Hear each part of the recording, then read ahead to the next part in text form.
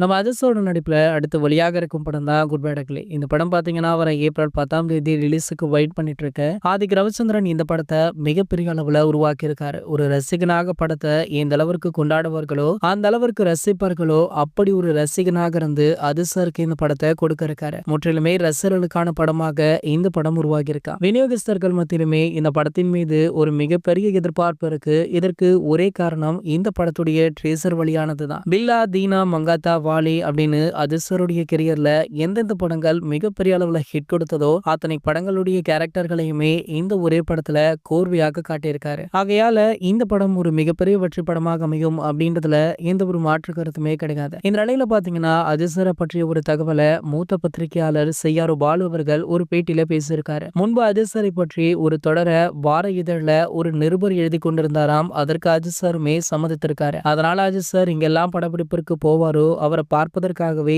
அந்த நிருபர் அலைந்து திரிந்து போய் பார்த்து விடுவாரா. அதை அறிந்த அஜித் எனக்காக எப்படியெல்லாம் அலைய வேண்டாம், உங்களுக்கு என்ன தகவல் வேண்டுமோ அதை போன்ல கேளுங்க, நான் சொல்றேன். ஏதாவது சந்தேகம் இருந்தாலுமே என்னிடம் தொலைபேசியில நீங்கள் பேசிக்கொள்ளலாம் அப்படின்னு மொபைல் போனை வாங்கி கொடுத்திருக்காரு. அதற்கு அந்த நிருபர் இது அலுவலகத்திற்கு தெரிந்தால் திட்டுவாங்க, வேண்டாம் அப்படின்னு மறுத்திருக்காரு. இருந்தாலுமே நம்ம அஜித் அவருக்கு கொடுத்திருக்காரு. அது மட்டும் இல்லாம அந்த பத்திரிகையாளர் அவருடைய அலுவலகத்துல மாட்டி திட்டுமே வாங்கியிருக்காரா. சோ உடனே அஜித் நேர்ல போய் அந்த பிரச்சனையை சால்வ் பண்ணிருக்காரா. அது மட்டும் இல்லாம அந்த பத்திரிகை நிறுவனத்திற்கு மிரட்டல் விட்டதாக ஒரு செய்தி சமூக வலைதளங்கள்ல வைரலுமே ஆகிட்டு இருக்கு. இது போன்ற சினிமா செய்திகளை பத்தி நீங்க உடனே தெரிஞ்சுக்க நம்மளுடைய சினிமா கொட்டா அப்படின்ற நம்ம சேனலை சப்ஸ்கிரைப் பண்ணிக்கோங்க.